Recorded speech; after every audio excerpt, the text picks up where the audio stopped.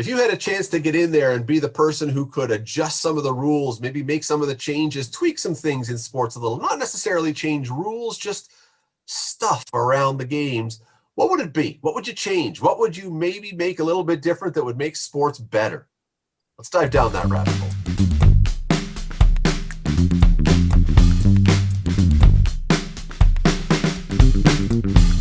The things you could do that would maybe make sports, which we all love, already great, even a little bit greater. What would they be? Let me go first diagonally here to the birthday boy, Rick Zamperin. Hey, Rick. What would be one of those things that you would do to tweak to make everything a little more exciting, a little better? Well, I do have some radical ideas, but we can get to that a little later. The one thing I think that the National Hockey League, has been talking about for years, and I think I referenced this not too long ago, is goaltender equipment. And these guys are basically too gargantuan, or just gargantuan. Period. There's not enough space to get the puck in the net, and kudos to the guys who do. But I think if you tighten the rules a little bit, made the pads a little smaller, made the blocker and the catching glove a little smaller, the chest protector just a little smaller, and still protect the goalies because that's their main, bugaboo, and I think they should be protected. But just, tighten the screws a little bit on the dimensions of the goalie equipment, I think the scoring would escalate. We're not going to get 10-9 games, but maybe a few more 6-5 or 5-4 and a lot more entertaining action. I'm not sure that the problem with that, Rick, and I like the idea. The problem with it is, though, I'm not sure how much difference it makes, only because now every goalie in the NHL is like 6'2", 6'3", 6'5", 6'6". And I almost think, and I hate this part, I almost think you have to increase the size of the nets if you're looking net bigger kind of thing to create the scoring, because unless you want to say, listen, goalies can only be 6 foot tall or shorter. Yeah. Well, they could narrow the pads a little bit. You can still have the same protection for that area, and narrow the pads and let the padding on the side, which isn't, you can't extend. And I'll give you an example of why partly that works, but the adjustment would be made in a hurry. Look at all the glove. You never used to be able to score high glove side. Everything was down low and that kind of thing. Now the Allaire brothers fell out of favor, and the whole Patrick Waugh style. And for quite a while there, it was high glove side because finally players could roof it from in tight because they weren't getting checked in the face. And that was partly because they narrowed the gloves, right? They couldn't just knock the type of thing. I mean, it was significant, the number of in tight high glove side goals. So it can work, but the problem with it, I think, Rick, is it only works for a while. There is an adjustment, and you may go to a bigger net. My feeling was and this harbor is flooded and can't be used anymore. They had a chance over the 90s to do what really needed to be done, because what really makes goaltending difficult today is the lateral movement. Well, if you have wider ice or fewer players on the ice, which was going to be one of my suggestions, then you can get more lateral movement because there's fewer people checking those people, and that opens up holes. These guys can hit holes from anywhere, but not when it's getting so crowded in front of the net. They had a chance when they're building all new rinks to make the ice much wider. They can't do that now. Bubba, what do you think? I wouldn't touch anything. I mean, I'm okay with hockey. In fact, I'm actually annoyed with the tweaking that's going on in hockey, the continual tweaking. I do agree with Rick that in some opportunities, because you do have some smaller bodies inside some of these massive cages that they're wearing. Yeah, you cut out the cheater on the glove. There's no doubt about that. That would, so it actually becomes like more of a glove like we used to have in the 70s. And you could narrow the pads somewhat, but at the end of the day, I still think the scoring is fine in the National Hockey League, and certainly under no circumstances do you change in the net. Didn't they once upon a time have a rule in hockey the goalie couldn't go down to block a shot? Way back. He's got to stand up the whole time. Yeah. Steve, let's go over to you then for yours. You touched on it. Fewer players or wider ice? Which is the? I like the fewer players idea because we're already there in overtime. But I wanted to switch. I mean, if we okay, let's go that one then. I had another one.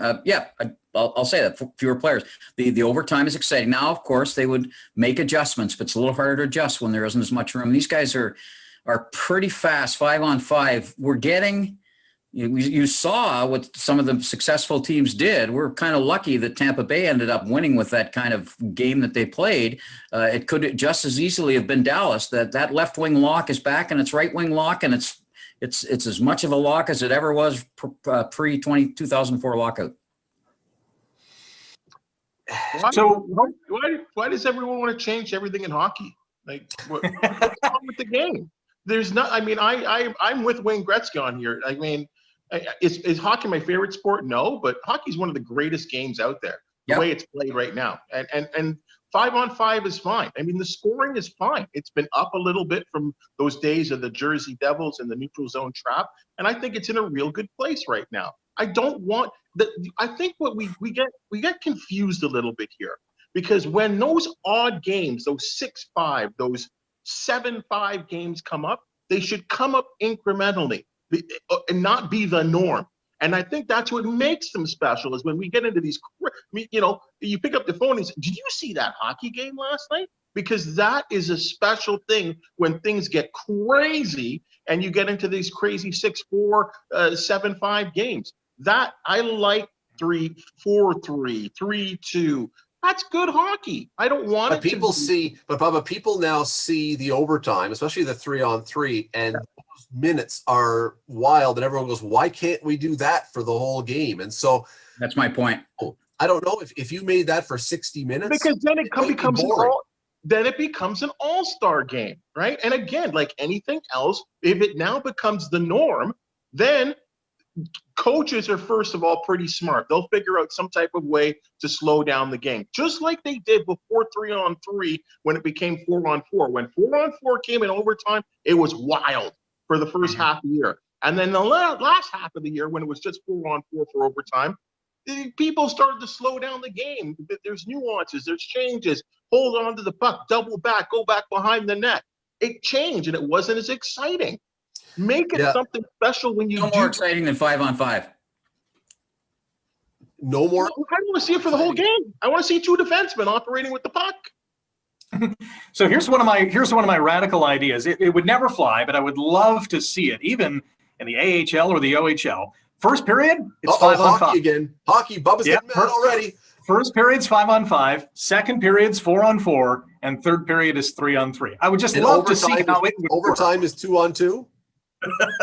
Sure, I would just like to see it. I don't want to see it become the norm, but I'd be fascinated to see how it would work. Well, go to your local hockey rink and watch some 8-year-olds play. Maybe they league. Maybe that's what's going on. Well, to that point though, and I like in overtime when it is 3-on-3, I would make one small tweak. Why not? When they get a penalty in overtime and it's 3-on-3, they put someone on to make it 4-on-3. Why not make it 3-on-2 then? And I'm just talking about overtime. I'm not talking about all game. In those cases, why not? I've never understood why you add a player. Why not just take offside right out of the game, and that'll open it up? I mean, when they took away the two-line pass, everybody thought it'd ruin the game and give you basket hangers and that kind of thing. It didn't. It opened the game up for a different kind of player. Why don't we take offsides right out of it? Or why don't we make icing a penalty? Or make icing a penalty? Yeah. See, now I'm starting to side with my man below me here, because I don't think hockey is that broken. No. You know, here's like, again, what I'm talking about, one little tiny tweak that I would do in hockey, as it turns out, one of the ones that I was thinking about, but it's not that big a deal. A penalty shot theoretically is, if you trip someone on a breakaway, that's the most, other than a violent thing, that's the most egregious penalty. That's why we give you a scoring opportunity. Mm-hmm. But because of shootouts now, goalies have seen so many breakaways that they have all the advantage in the world. And to me, what you should have, if you get a penalty shot, because it's such an egregious scoring opportunity taken, you should get the penalty shot. And then if you don't score, then the guy who tripped the guy goes in the box for 2 minutes. I should be a jeopardy that, you know.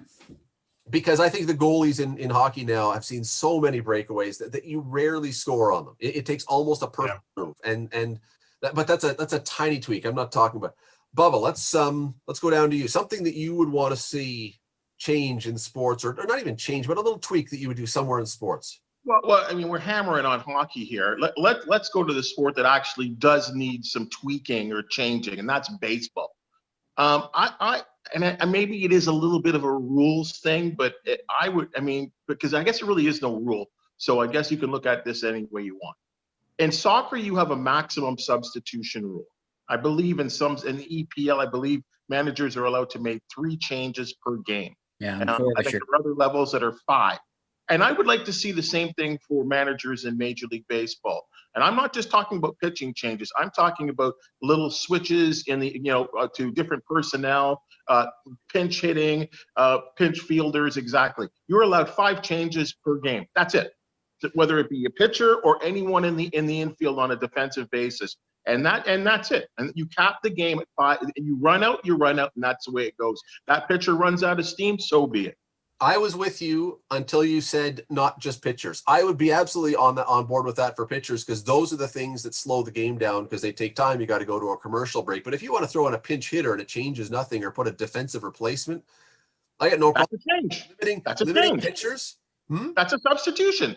I know that, but I'm saying it's not. It doesn't solve the problem of dragging things out, and it actually can add drama. Look at what happened in Game 4 of baseball when allowed 5 per game. That would not, because you go back, I know what game you're talking about. There was probably 11 or 12 changes in that game.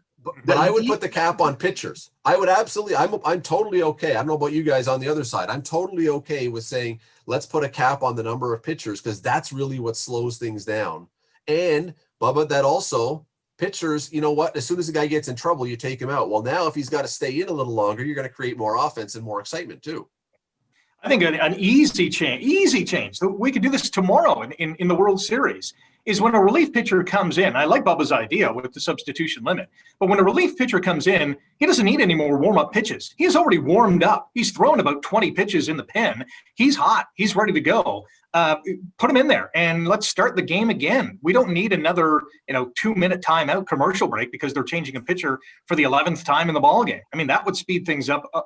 Incrementally, there would be small speed ups, but as a whole, you're probably saving half an hour, 45 minutes on all these pitching changes. Yeah, you get the argument, of course, you want to acclimatize to that mound, but do that before the game.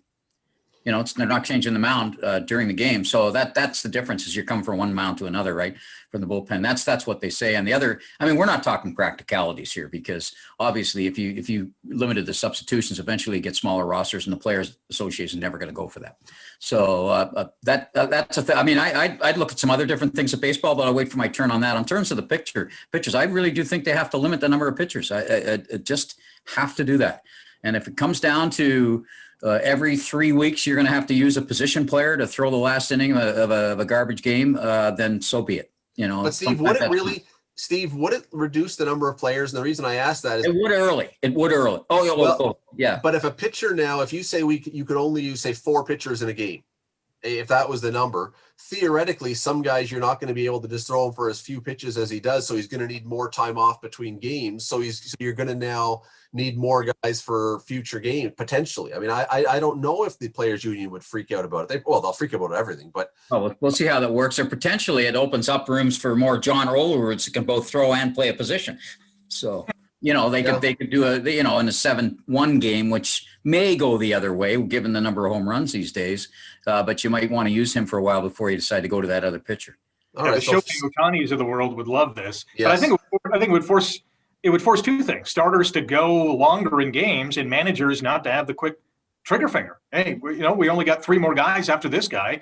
He's going to have to go 6 or 7 today. And if we're down, 9-2, he's going to have to pitch 1 more inning or whatever the case is. Well, and that goes back to Radley's idea from last week that you got to use the minor leagues to train this, because you couldn't do this overnight in the major leagues. You'd be blowing arms out left, right, and center. So you'd have to start with a phase-in period in the minor leagues, which I think they can do now, given that they control the minor leagues.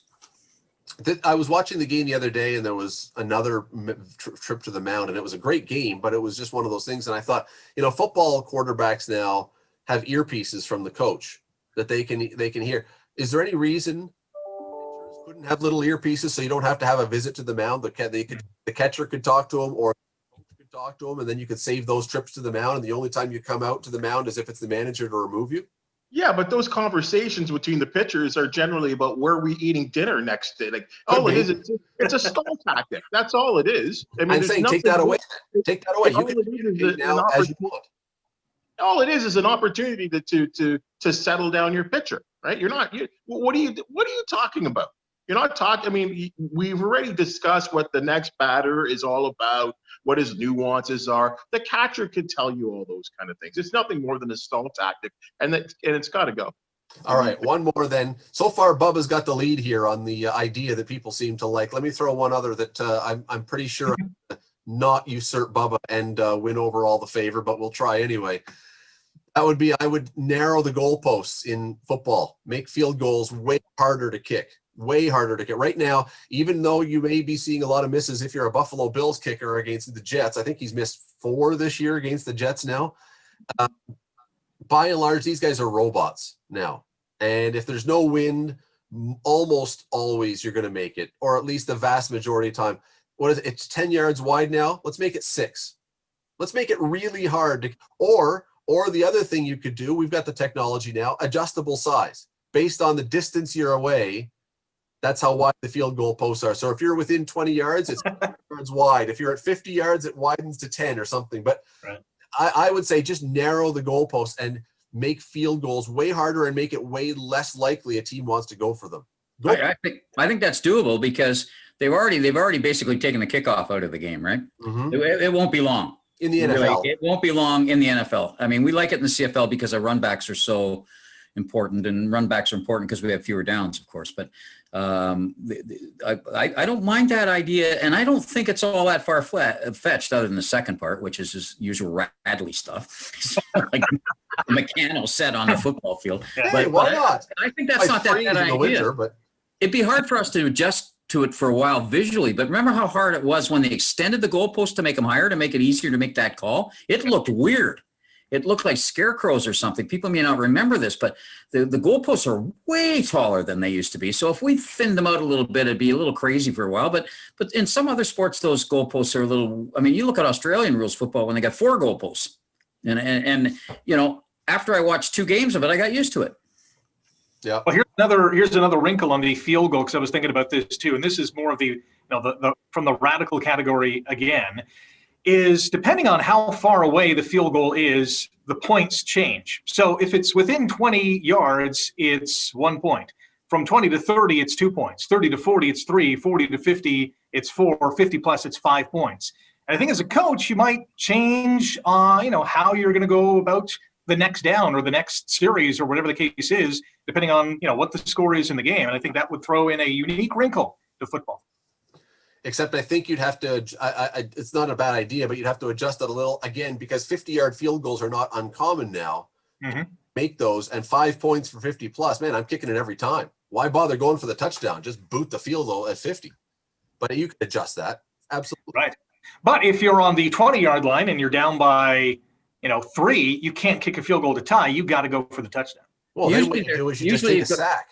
Usually you've got to add something else to this, and I'll give you the example in the CFL. One of the great rules about field goals, and to force people to maybe, they thought, go for it a little longer, was if you missed, it went back to the line of scrimmage rather than to say that the original. And you could end up, if you tried a 52-yard field goal, and that's a 45-yard line in Canadian ball, and the other team would get the ball at the 45. But the problem then became people didn't go for it on third down; they punted. So you have to change the punting rules as well, particularly in the CFL, to go with that. So if you're going to penalize field goals, what you're trying to do is make them go for it, right? So you're not trying to make them punt. So you've got to make some kind of attendant change with the punting game, even in the NFL, right? So there's some penalty for punts as well that goes with it, because that's what's going to happen. They'll punt instead of go for it. Just ban kickers. Just like short goal, the tall goalies, no kickers. No kicker. There's a few teams after yesterday that want to ban kickers. That's right. And no pinch hitters. Yeah. which leads you to believe, why change the kicking? Like, I mean, the extra point, I think the NFL did a great job here. And the fact that you extra points are not these 20-yard chippies any longer. In fact, we're seeing an unbelievable amount of extra points that are missed right now, to the point where the conversation among some coaches is, we're going to go for 2 every single time. Well, the CFL is way ahead of that, Bub, because of the percentage of 2-pointers. Look at how many Hamilton had 19 of them last year. Absolutely. The percentages would tell you that you maybe have a better shot for getting in 2, and then you actually corner other teams by making that score 8-0 as opposed. I mean, Orlando's very famous for that. He would rather be up 8-0 than 7-0. right, with the Tiger Cats, and I'm not so against that. And I think the field goal percentages in terms of say kicking 50, I mean, it's still less than 50% on kicking anything from 50 yards and beyond, especially with wind and everything. But just on a normal basis, when you look at the totals at the end of the season, I think the kicking game is interesting right now in both leagues right now. Well, one of the objectives or objections to more two-pointers, of course, is that one of the reasons that NFL betting took off, particularly in the office, which, let's not fool ourselves, that's one of the things that really elevated the games during the 70s and 80s was office pools. And it's that the average person could understand it because there was only 3 ways to score. There was a 7, a 3, and a 1. Oh, sorry, a 7 and a 3, basically, and very few 6s, right? So now you're going to make it a 7 and an 8 and a 3. It's why they never have a single point in there. It's one of the main reasons is the betting. So they'd have to, it does affect the betting. A lot of people, the first thing they talked about yesterday in the Bills game, which was 18-10, you never get that score. You can't bet on it. No. What do you think? What would be some things you would tweak? By the way, next time maybe, or another day, we're going to ask the question, why is it that teams seem to be able to get 2-point converts completed successfully at an unbelievably high rate, but if they're at the 5-yard line with 4th and goal, they can never seem to get it in? Anyway, we'll talk about that one another day. What do you think? Send us your feedback. Twitter handles are on the screen. Subscribe down below. We'll be back. We'll talk to you again soon. Have a great one.